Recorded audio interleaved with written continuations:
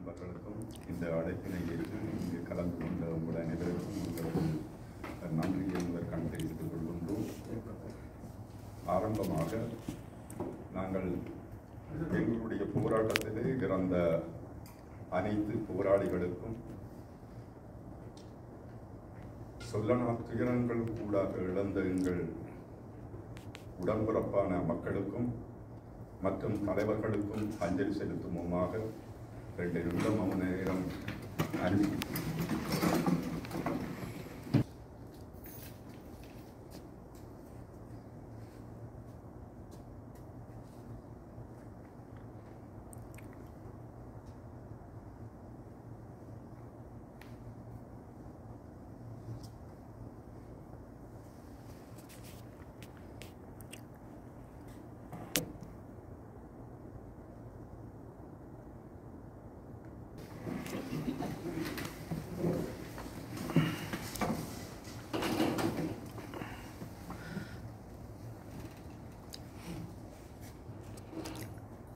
இந்த நிகழ்ச்சியின் ஆரம்பமாக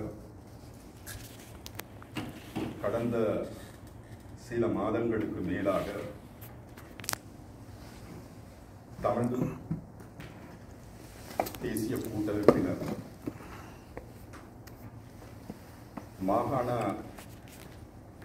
ஆட்சி முறை சம்பந்தமாகவும் அதிகார பருவு சம்பந்தமாகவும் பல கருத்தரங்குகளை நடத்தி வருகின்ற சூழ்நிலையிலே முதலாவதாக யாழ்ப்பாணத்திலே நடைபெற்றது. பின்பு வவுனியாவிலும் அதன் பின்பு திருகோணமலையிலும் நடைபெற்ற இக்கூட்டத்திலே அதிகார பகிர்வு எங்களுக்கு எவ்வளவு முக்கியமானது என்பதை பற்றி கலந்துரையாடி வருகின்றார்கள். இந்த சூழ்நிலையிலே நாங்கள் அந்த நிகழ்வு போல இந்த அதிகார பகிர்வு சம்பந்தமாகவும் மாகாண ஆட்சி சம்பந்தமாகவும் வந்து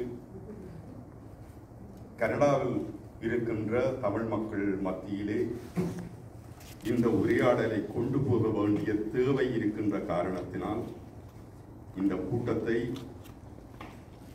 தமிழ் தேசிய கூட்டணியாக நாங்கள் ஒழுங்குபடுத்தியுள்ளோம்.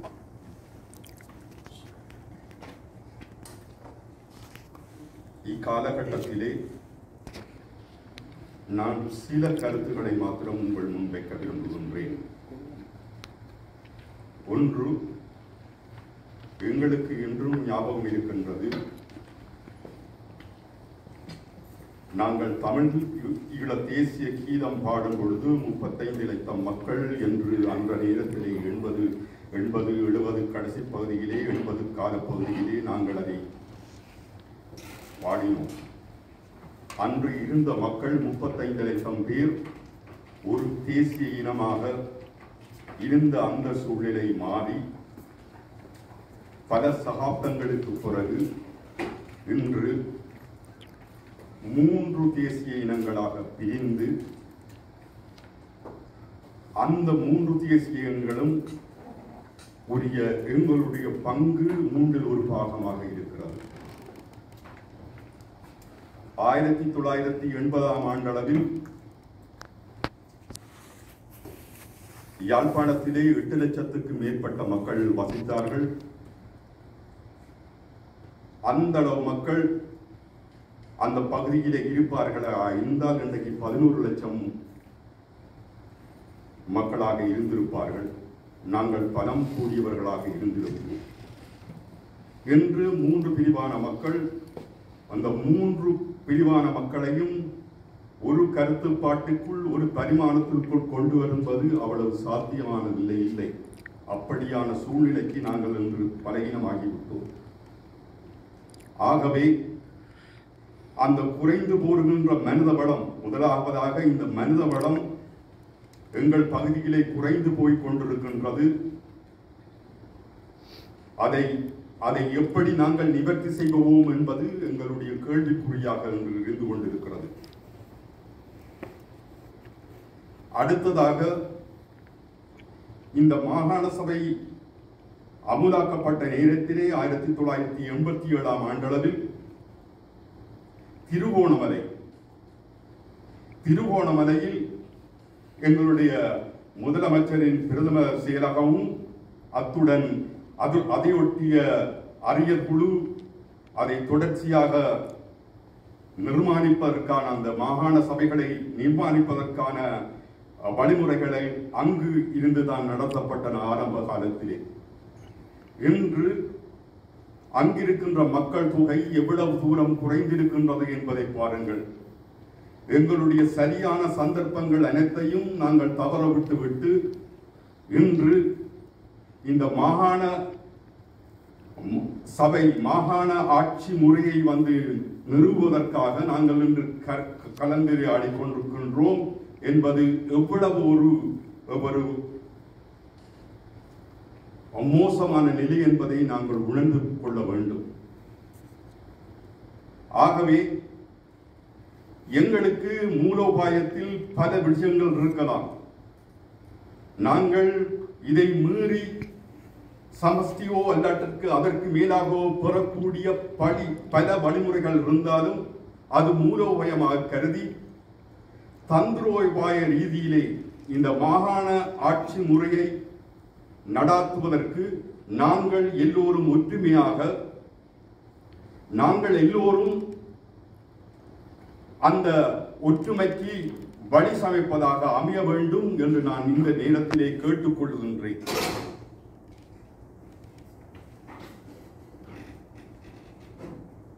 அது மாத்திரமல்ல, இன்னும் எத்தனையோ விஷயங்களை பேசுவதற்காக இந்த மாகாண ஆட்சி சம்பந்தமாக பேசுவதற்காக பல அனுபவம் வாய்ந்த பலர் இங்கே கலந்து கொண்டிருக்கிறார்கள். அதன் தொடர்ச்சியாக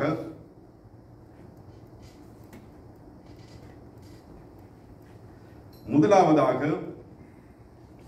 திருவாளர் சிவா முருகுப்பிள்ளை அவர்கள் இணைந்த வடகிழக்கு மாகாண சபை சவால்களும் சாதனைகளும் என்ற தலைப்பிலே உங்களுக்கு உரையாற்றுவார்.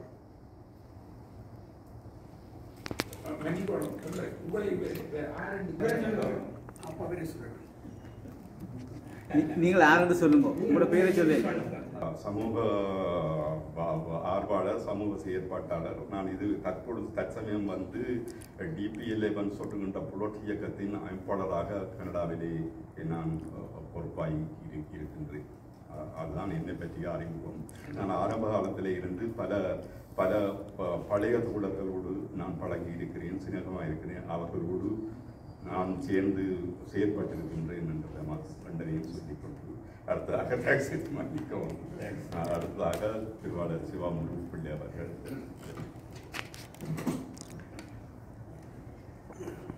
ரெக்கார்டிங் பர்பஸ் எதுக்குமாக மைக் வேண்டாம், மைக்கில் கதைக்கிறேன், இல்லாட்டி நான் நேரே கதைக்கிறேன். கொஞ்சம் ஆட்கள் தான் இருக்கிறீங்க, இதை காவிக்க.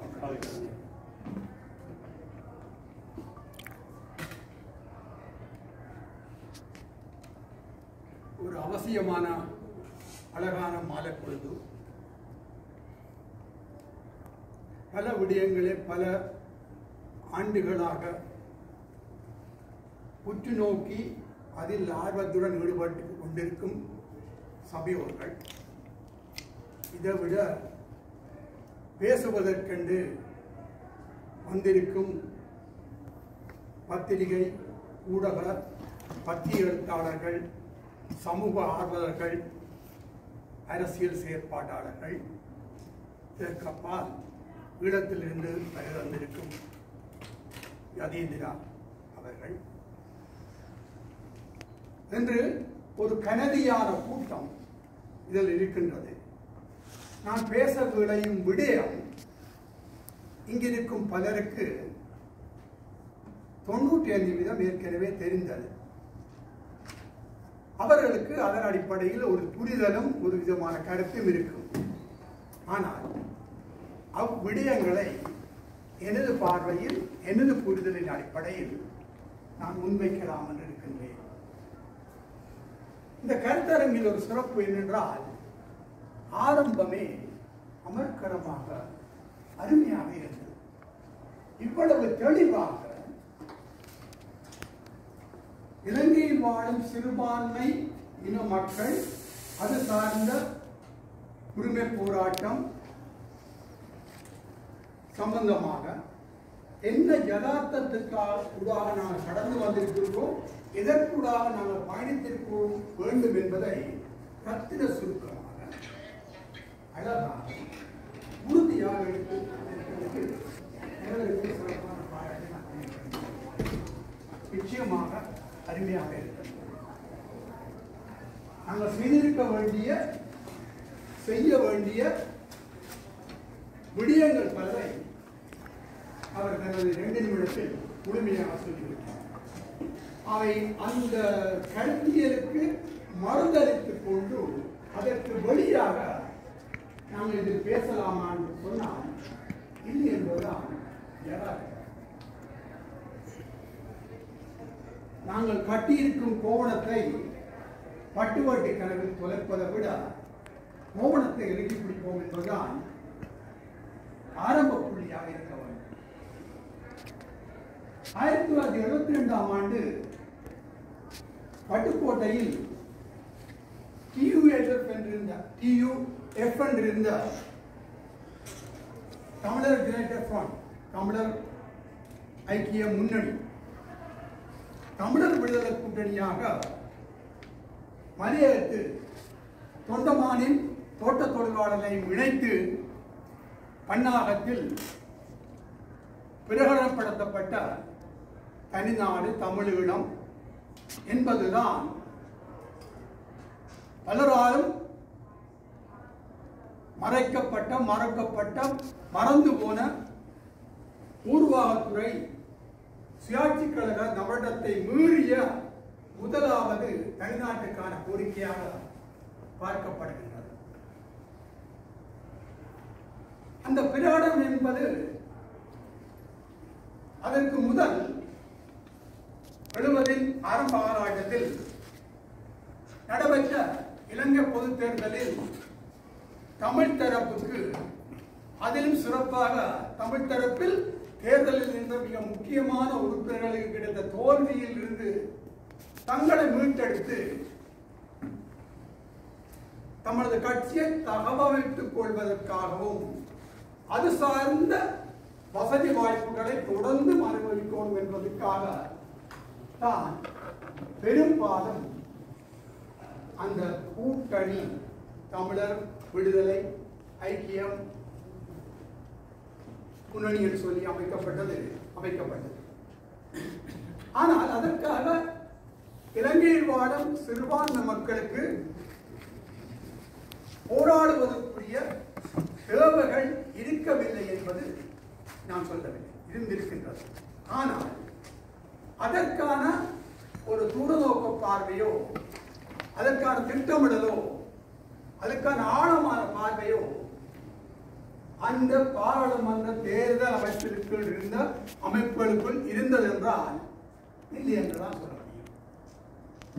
அந்த அமைப்புகளை சார்ந்திருந்த, அவர்களுக்கு பக்குவலமாக இருந்த இளைஞர்கள் இவர்களுக்கான முழுமையான பலத்தையும் இளைஞர் பேரவை என்ற வகையில் கொடுத்துக் கொண்டிருந்தார்கள். அதுதான் உண்மை. அதைத் தொடர்ந்து அந்த வரலாற்றுக்குள் நான் நீண்ட நேரம் அதுக்குள் நிற்க விரும்பவில்லை. 1977ஆம் ஆண்டில் நடைபெற்ற இலங்கை தேர்தலில்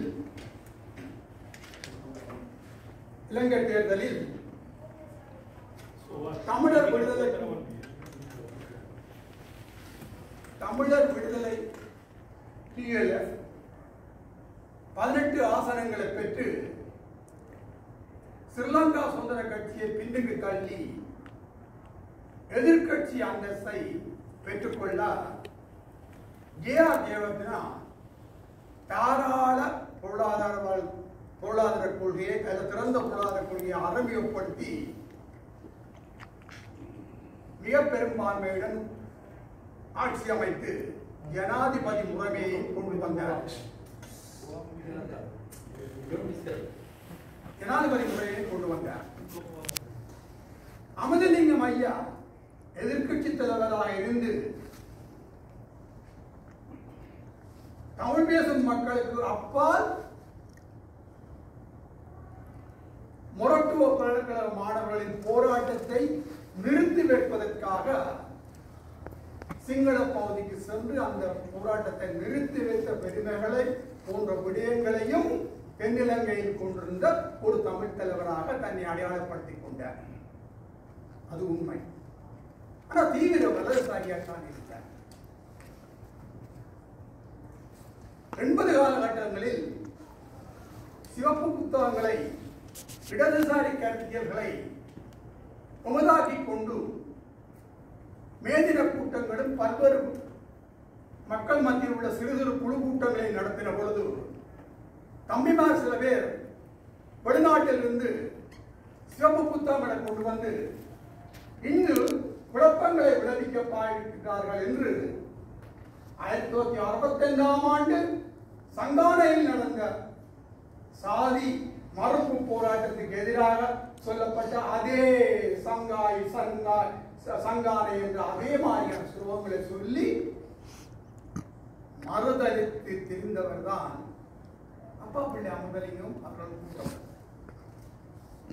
ஆனா இதே அப்பா பிள்ளை அமுதலிங்கம் அவர்கள் தான் இணைந்த வடக்கு கிழக்கு மாகாண சபையின் முதலமைச்சராக வர வேண்டும் என்று ஆன வரதராஜ பெருமாளுக்கு பதிலாக அவர் சார்ந்த அமைப்புகள் முதலில் முன்னிறுத்தி அவரிடம் அதற்கு வேண்டுகோளை விடுத்த பொழுது அவர் மறுத்துவிட்டார். ஏனென்றால் ஏகபோகமா நின்றவர்கள் வெல்லுவார்களோ என்று தெரியாது, ஆனால் கொல்லுவார்கள் என்று இங்கே பலருக்கும் தெரியும். அதுக்காகத்தான் பல பேர் 40 வருடத்துக்கு பிறகு இன்றைக்கு சரியான நிலைப்பாட்டு பண்ணிக்கணும். வெல்லுமோ தெரியாது, ஆனா கொல்லும் என்று தெரியும். அந்த கொல்லலுக்கு பயம். அப்ப அப்பா பிள்ளை அமுதலிங்கமும் மறுத்து விட்டார்.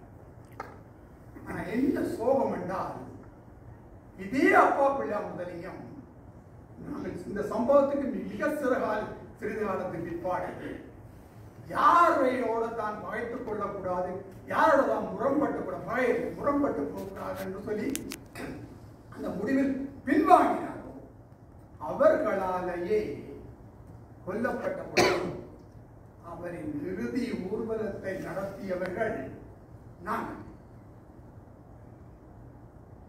திருவோணமலையில் ஆரம்பித்து யாழ்ப்பாணம் இப்பெருமைக்காக சொல்லவில்லை, வரலாறு எப்படி இருந்திருக்கின்றதுக்காக சொல்கிறேன். நாங்கள் தான் நடத்தினோம். அதிக முரண்பாடுகளை மேதின கூட்டத்தில் படம் எல்லா காலகட்டத்திலையும் அப்படித்தான் இருந்தது. பணம் படுத்தவர்கள் வீரசிங்க மண்டபத்தில் நடத்தின பொழுது திறந்த வழி அரங்கில் கருத்தியல் ரீதியாகவும் சிந்தனை ரீதியாகவும் பலமாக நின்ற நாங்கள் உழைத்து கூர்ந்த பொழுது எங்களுக்கான முழுமையான மறுதளிப்பையும் எதிர்ப்பையும் தெரிவித்தவர்கள் இதே தீவிர. ஆனால் நாங்கள் கருத்தியல் ரீதியாக தான் முரண்பட்டிருந்தோம், கொள்கை ரீதியாக தான் முரண்பட்டிருந்தோம், சித்தாந்த ரீதியாக தான் முரண்பட்டிருந்தோம், கருத்தை கருத்தால் சந்திக்கிறதாக தான் தயாராக இருந்தோம். அந்த வகையில் தான் தந்துருவாய் அடிப்படையில் இணைந்த வடக்கு கிழக்கு மாகாண சபையில் ஒரு ஐகனாக அடையாள சின்னமாக அப்பா பிள்ளை அமுதலிங்கம் முதலமைச்சராக மாறுவது என்பதுதான் மற்ற எல்லாத்த விடையும் சிறந்த தேர்வாக இருக்கும் என்பதை உங்களில் பலரும் மறந்து போய் அவருக்கு தெரியாமல் சிலையின் கண்டிடத்தில் வைக்கப்பட்டிருக்கும் ஒரு பத்திரம் வாழ்க்கை.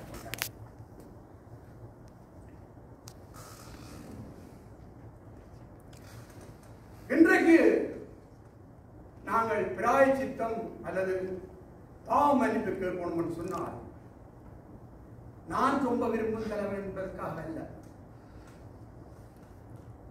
மிகவும் சரியான பார்வை உள்ள ஒரு தலைவர் என்ற அடிப்படையில் ஒரு பத்மநாபனுக்கு இந்த தமிழ் சமூகம் இலங்கை சமூகம்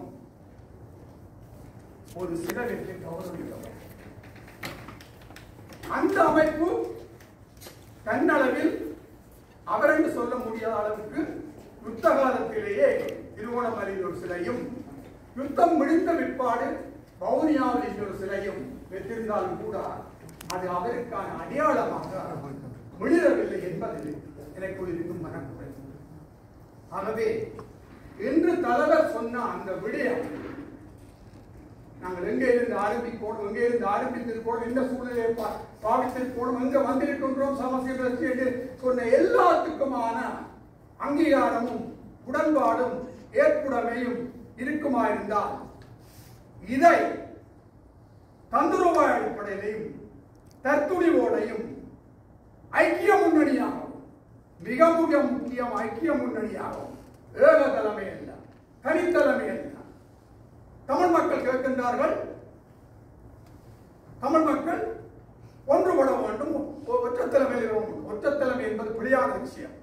பன்முகப்படுத்தப்பட்ட தலைமை, ஐக்கிய முன்னணி, பரந்துபட்ட கருத்துக்களை ஏற்றுக்கொள்ளும் நிலைமை தேவை. தமிழ் மக்கள் காசமா புரிதல் இல்லை. தமிழ் மக்கள் ஒற்றுமை இல்லை, ஒற்றுமை இல்லை, ஒற்றுமை இல்லை. ஒற்றுமைட்டால் ஏக தலைமை. எங்க கரூர் மாதிரி ஏக தலைமை 41 பேரை சாப்பிட்டு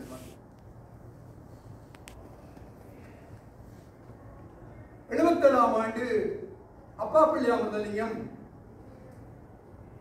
எதிர்கட்சி தலைவராக வந்து சர்வதேச அளவில் அவர் அளவில் இலங்கையில் இப்படி ஒரு சமூகம், சிறுபான்மை சமூகம், பாரம்பரிய பண்பாடுகளை கலாச்சாரங்கள் போன்ற தேசிய இனத்துக்குரிய பரிணாம வளர்ச்சியை கொண்டிருக்கிற ஒரு இனம் தனக்கான சமத்துவமான உரிமைகள் மறுக்கப்படும் நிலையில் வாழ்ந்து கொண்டிருக்கின்றது என்பதை ராஜதந்திர அடிப்படையில் உலகிற்கு எடுத்து சென்றவர் என்பதில் அப்பா பிள்ளை அமுதலிங்கத்துக்கு மீது பெரிது மரியாதை இருக்கிறது. அன்னை இந்திரா காந்தி ஒரு கூட்டத்துக்கு கலந்து கொள்ளும் ஒரு கூட்டத்தில் அமிர்தலிங்கத்தையும் அழைத்திருந்தார் டெல்லியில். அமிர்தலிங்கம் எவ்வளவு முக்கியமான தலைவர் என்பதை உலகத்தலைவர் உணர்ந்து கொள்ளணும் என்பதற்காகவே திட்டமிட்டு இது இப்படியான விஷயங்கள் சில செய்தான் ஆகணும். அமிர்தலிங்கத்தை கூட்டம் ஆரம்பித்து ஒரு ஒரு அரைநிமிடம் பிந்தி வர சொன்னார். அவ்வளவு பெரிய ஹால்ல அப்படியே நடுவில் அப்படி அமிர்தலிங்கம் நடந்து வந்தால் எல்லாத்தோடும் திரும்பி வைக்கிறார்.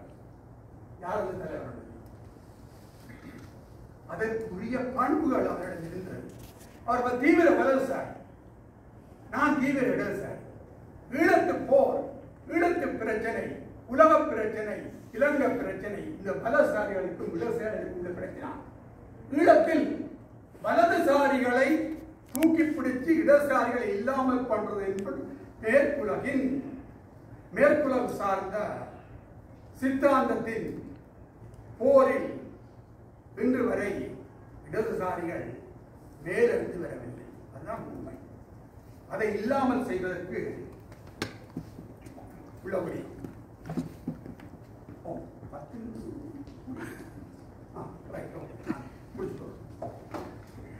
அந்த வகையில் அமிர்தலிங்கத்துக்கு பிற்பாடு இந்த போராட்டங்கள் ஆரம்பமாகி இளைஞர்கள் போராட்ட அமைப்புகளாக உருவாகி போராட்டங்களை நடத்தி கொண்டிருந்த போது இந்த சமூகத்தின் குணாம்சங்களை பிரதிபலிப்பால்தான் பல்வேறு அமைப்புகள் தோன்றும். அது யதார்த்தமானது. 84ஆம் ஆண்டு திம்பு பேச்சுவார்த்தையில் 5 அமைப்புகளை இந்திய அரசாங்கம் கூப்பிட்டு, அப்பொழுது இந்த 5 அமைப்புகளுக்கு இடையிலும் விடுதலை அமைப்போடு சேர்த்து இடையில் எந்த விதமான ஐக்கிய முன்னணியும் இருக்கவில்லை. ஒரு பேச்சுவார்த்தையோடு பெரிதாக இருக்கவில்லை.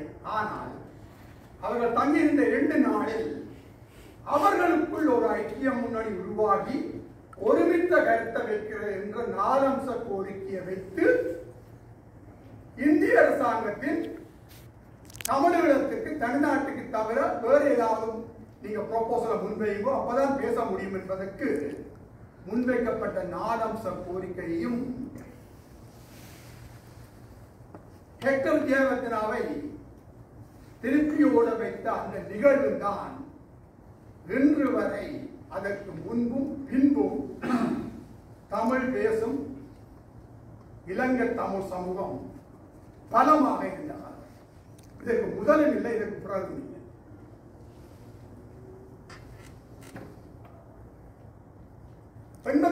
ஆண்டு டிசம்பர் மாதம் 26ஆம் தேதியுடன் அனைத்து விடுதலை அமைப்புகளும் தமிழ் பேசும் மக்களுக்காக போராடும் உரிமை மறுக்கப்பட்டு, ஒடுக்கப்பட்டு, கொல்லப்பட்டு, துரத்தி அடிக்கப்பட்டு 87ஆம் ஆண்டும் புதிதாக இலங்கையில் தலைவர் சொல்ல முடியாத நான் டாக்டர் 3-4 சீரியெல்லாம் அப்படியே பற்றி போட்டேன். உங்களுக்கு தெரிஞ்சு வச்சுக்கலாம். 87ஆம் ஆண்டு ஏகதலைமையாக நாங்கள் எல்லாத்தையும் செய்கின்றோம் என்று ஒரு அமைப்பு நின்றது. கன்சர்ட்ல பார்க்கலாம். லலிதா முதலி பார்லிமெண்டில் பேசுகின்றார். விடுதலை அமைப்புகளுக்குள்ளே முரண்பாடுகளை பிரச்சனை ஏற்படுத்துவேன், மோதலை ஏற்படுத்துவேன், ஒன்றை அழிக்க வைப்பேன், கடைசியில் ஒருவரை மட்டும் தனியாக திருப்பேன், அவரை இல்லாமல் செய்வேன் என்று சூழ்நிலைக்கின்றார். அதற்கு செயல் வடிவம் கொடுத்ததுதான் அந்த வடிவாக உள்ளது. 87ஆம் ஆண்டு தொடக்கம் ஜூலை ஞாபகங்கள் வித்தியாசம் நீங்க பார்க்கலாம். ஜூன் மாதம் ஜூன் மாதம் ஆபரேஷன் லிபரேஷன் என்று ஆரம்பித்து வடமராட்சியை யாழ்ப்பாணத்தில் முழு கட்டுப்பாடும் இராணுவத்திடம் இல்லாமல் இருந்த சூழல் அது கூட எப்படி வந்ததோ திரும்பி பேச்சுகளோட வந்தது. அதுக்கெல்லாம் நிறைய கதை சொல்லலாம். பொன்னம்மா மெயின் ஸ்ட்ரீட் தான் தெருவுங்கள். நாங்கள் என்னோட திறன்கள் ஹீரோஸும் புலியும் எந்த இடத்தையும் நிற்கல. இந்த கோட்டைகள் இருந்து ராணுவ பணியில் வர்றது கடக்கிறது திட்டமிட்டு செய்யல. தற்செயலாக ஒன்று ஆரம்பித்தால் தடுத்திருக்கப்பட்டது. சரி, அவர்கள் வெளியில் வந்த பொழுது அதை தடுத்து வடமராட்சி முற்றுமுழுதாகவே கைப்பற்றப்பட்ட சூழலில் இந்திய அரசாங்கம் தண்டனை அடிப்படையில் தான் அதற்குள் நாங்கள் எங்களை தலையிட வேண்டும். ஆபரேஷன் பூமாலை என்று கொண்டு வந்து சாப்பாடுகள் போட்டு அதன் தொடர்ச்சியாக இலங்கை இந்திய ஒப்பந்தமும் இலங்கை பாராளுமன்றத்தில் அதிகார பரவலாக்கல் அல்லது அதிகார பகிர்வு என்ற அடிப்படையிலான 13வது சட்டம் உருவாக்கப்பட்டது. இதற்கு எல்லா வகையிலையும் ஏகபோகமான் என்ற அந்த அமைப்பு ஒத்துழைப்பு வழங்கியது. எங்க பிழைக்குது என்று சொன்னால், ஒரு தேசிய இனத்துக்கு ஒரு சமூகத்துக்காக போராடுவதற்குரிய ஏக உரிமை, ஆளும் உரிமை, அகங்காரம் செய்யும் உரிமை, எல்லா உரிமையும் எனக்கு மட்டும்தான் இருக்கின்றது என்ற நிலைமையில் இருந்து இலங்கைக்கு அமெரிக்காய்க்கும் படையாக அது வேறு என்ன ஒரு பேரெண்டான் சொல்லி இருக்கும் அந்த படை அதை உருவாக்கின அந்த அரசாங்கம், இந்திய அரசாங்கம் மூன்றும் எல்லா இயக்கங்களும் வந்து இங்க அரசியல் செய்யலாம் என்று சொல்ற அந்த பன்முகத்தன்மையை அங்கீகரித்து என்பதுதான் 2009ஆம் ஆண்டு மே மாதம் வரைக்கும் போராட்டத்துக்கான காரணம்.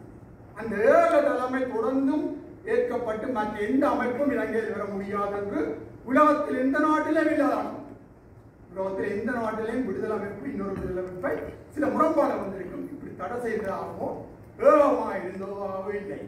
இவன் தென்னிலங்கையில் கூட இல்லை. தென்னிலங்கையில் கூட இவ்வளவு மோசமான ஏற ஆட்சி இருந்தாலும் கூட சிந்தனை இருந்தாலும் கூட அங்கேயும் பல்வேறு விடுதலை மற்றது அரசியல் கட்சிகள் இருந்தன. வடக்கு கிழக்கில் மாத்திரம்தான் ஓரினம், ஒரு இயக்கம், ஒரு சிந்தனை. அது இலங்கை அரசாங்கத்துக்கும் இந்த அமைப்புக்கும் ஒரு நாடே, இஸ்ரேல் என்ற நாடே தனது பயிற்சியை கொடுக்கக்கூடிய அந்த சூழலும் இலங்கையில் மட்டுக்கூடிய பிரத்யேகமான செயல்தான். சரி, அந்த அமைப்பு சொல்றேன் அது பிரச்சனை எல்லாமே தெரியாமல் ஒன்றும் பயம் இல்லை. எங்களுக்கு நாங்கள் வந்து ஒன்றும் தலைமறைவான ஆக்கள் இல்லை. தேவை என்றால் ட்ரம்மா இருக்கலாம், அல்லது அனுரகுமார திசநாயக்கா இருக்கலாம், அல்லது இப்போ உள்ள வாஜ்பேயியா இருக்கலாம், தூக்கலாம். இப்போ இப்போதுக்கு கொண்டே இருக்கிற செலவு சொன்னீங்க. வந்து பொன்னம்மா மிதடியில ஒரு இயக்கம் இருக்குது, கோட்டையில் ஒரு இயக்கம் இருக்குது. கேள்வி முடிய கேள்வி என்று நேரத்தை வெட்டிப்போது கடைசியில் கேளுங்க 6 மணிக்கு முடிக்கணும். மன்னிக்கணும் உங்களோட தலைப்பு வந்து வடகிழக்கு மாகாண சபை சவால்களும் சாதனைகளும். ஏனென்றால் 6 மணிக்கு போயிட்டு முடிக்கணும்.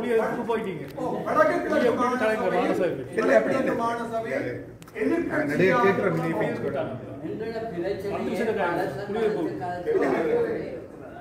கதைக்கிற உரிமை உங்களுக்கு இருக்கு. அண்ணா நீங்க கதைங்க.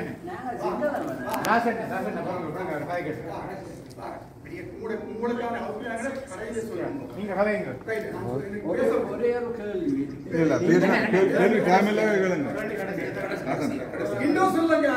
பிறகு நான் சார் நம்ம அல்லது வடகிழக்கு மாகாண சபையை பொறுப்படுத்த பிரதான அமைப்பு வந்து எதிர்கட்சிக்குரிய பொறுப்புகளை ஏற்றுக்கொள்வதனால தான் அந்த சூழலமைவாக தான் நம்ம பார்த்து கொண்டிருந்தாங்க. ஆனால் இந்த மற்ற அமைப்புகள் எல்லாம் இதுக்குள்ள நமக்கான அரசியலை செய்ய வெளிக்கிட்டதுக்கு அனுமதி வழங்கின பிற்பாடுதான் இந்த முரண்பாடுகளை அந்த ஏகபோக தலைமை உருவாக்கி அதன் பிற்பாடு நாங்கள் முடிந்த அளவுக்கு எல்லா அமைப்புகளையும் இணைத்துக் கொண்டு ஒரு ஐக்கிய முன்னணி அரசாங்கத்தை உருவாக்குகின்றோம். இந்த தேர்தலில் முஸ்லீம் காங்கிரஸோ தேர்தலை பரிசீலிக்க சொல்லி சொன்ன பொழுது பலருக்கு கலந்து கொள்ள பயந்த பொழுது இதற்கு அவர்களை கலந்து கொள்ள வைப்பதற்கான சில தந்திரோபாய நடவடிக்கைகளை நாங்கள் மேற்கொண்டாங்க. அதன் அடிப்படையில் கிழக்கில் முஸ்லீம் காங்கிரஸும் இபிஆர்வும் இஎன்எல்எஃப்பும் 36 தொகுதிகளில் போட்டியிட்டன. 35 அதில் 17 வந்து முஸ்லீம் காங்கிரஸும் இபிஆர்எஃப்பும் வந்தன. 1 யூஎன்பி வந்தது. வடக்கில் வந்து ஒரு தொகுதி கூட 32. அதில் வந்து தேர்தலில் கலந்து கொள்ளவில்லை, யாரும் கலந்து கொள்ளவில்லை. ஆகவே ஏகமனதாக தேர்வு செய்யப்பட்ட பொழுது அதில் பெற்றியலை 12 16 நம்பர் தான் மாகாண சபை ஏன் அவசியம் என்பதை நாங்கள் பேச போறோம். நேரம் அப்ப அதுக்கு வந்து ஆட்சி அமைச்ச பொழுது நமக்கு இருந்த முக்கியமான பிரச்சனை ஒரு புது அரசு உருவாக்கப்பட பொழுது அரசு அமைக்கப்படுவதற்கு எந்த கட்டடமும் இல்லை, எந்த நிர்வாகியும் இல்லை. இந்த அரசு அமைப்பில் அல்லது இந்த அரசியல் செயற்பாட்டில் ஈடுபடுபவர்கள் எல்லோரும் வந்து சுட்டுக் கொல்லப்படுவீர்கள். தமிழீழ விடுதலை புலிகளின் முக்கியமான கோஷமாக இருந்தது சிவில் நிர்வாக தடை. சிவில் நிர்வாகத்தை உருவாக்க முற்படுபவர்கள், சிவில் நிர்வாகத்தை பெற்றுக் கொள்பவர்கள் 2 பேரும் தண்டனைக்கு உள்ளாக்கப்படுவார் என்ற சூழலில் தான் திருவோணமலையில் உள்ள மாநகர சபை கட்டடத்தை எங்களுக்கான மாநகர சபைக்குரிய சபையாக எடுத்துக்கொண்டுதான் எந்த கட்டணமும் இல்லாத பொழுது எந்த SLA எக்ஸாம் பாஸ் பண்ணின அதிகாரிகளும் முன்வராத பொழுது எல்லாரையும் அரவணைத்துக் கொண்டு குறிப்பிட்ட பிரதேசத்துக்கு அங்காலேயே போக முடியாது, பாதுகாப்பு நிலைமை. இன்றைக்கு எப்படி அனுரதேச கவர்மெண்ட்டுக்கு அந்த பார்ட்டி தவிர மற்ற எல்லாரும் தமிழ் தரப்பிலையும் சிங்கள தரப்பிலையும் எதிர்ப்பிருக்கின்றோம். இதே எதிர்ப்புகளை மத்தியில் தான் அன்றைய வடகிழக்கு மாகாண சபையை நாங்கள் நடத்த வேண்டிய சூழ்நிலை வந்திருக்கிறது. ஆட்சி அதிகாரத்துக்கு வந்தால் இடதுசாரி கருத்தியல் பேசுபவர்களும் முற்போக்கு கருத்தியல் பேசுபவர்களுக்கும் இடையில் இருந்த அந்த மத்திய மேற்கத்து கற்க குணாம்சம் எங்களுக்கிடையும் வந்திருக்கின்றது. அதுதான் 41 பஜோ ஜீப்பில் 7 விட்டுட்டு மற்ற தீர்த்து போட்டோம். நான் என்ன சொல்ல வேண்டும், இந்த கவர்மெண்ட் வந்த பொழுதும் எல்லா வாகனத்தையும் கொண்டு வந்து விட சொல்லிச்சு ஞாபகம் தானா கொண்டு விட்ட. இதே பிரச்சனையை நாங்களும் பேச வேண்டாம், ஒழுங்கமைக்க வேண்டிய தேவை இருந்தது. மத்திய மேல்தட்டு வர்க்கக்கூடிய குணாம்சம் வந்து எங்களுக்குள்ளேயும் உருவானது என்பது மறக்க முடியாது. இதற்கப்பால் கட்டுப்பாடற்ற சில செயற்பாடு இருந்தது. வேறு அமைப்புகளையும் இதில் இணைத்து செய்யப்படுவதும் மற்ற அமைப்புகளின் செயற்பாட்டுக்குரிய தவறுகளும் பிழைகளும் இது போன்ற விடயங்களுக்கும் நாங்கள் பதில் சொல்ல வேண்டிய சூழல் வந்திருக்கின்றது. நான் அவசரமாக ஓடுறபடியெல்லாம் சில விடயங்கள் தெளிவாக சொல்ல முடிகிறது. அந்த ஒன்றத்தில் ஓடிக்கொண்டிருக்கேன். இந்த சூழலில் 1 வருடமும் 3 மாதமும் சில நாட்களிடம் இந்திய ராணுவம் வெளியேறும் சூழலில் ஒரு மணிக்கு வந்தா இன்னைக்கு நான் பேசி கொஞ்சம்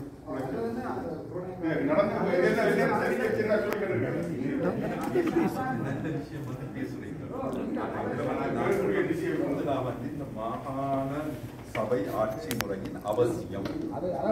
அதாவது வந்து சரித்திரம் வந்து நாங்கள் கட்டாயம் தெரிஞ்சிருக்கோம். நீங்க தலைவர் நீங்க முதல்ல 5 நிமிஷத்துல பேசியிருக்கோம், அதை சொல்லியிருக்கோம். பேசி முடிக்க சொல்லாது முதல்ல நீங்க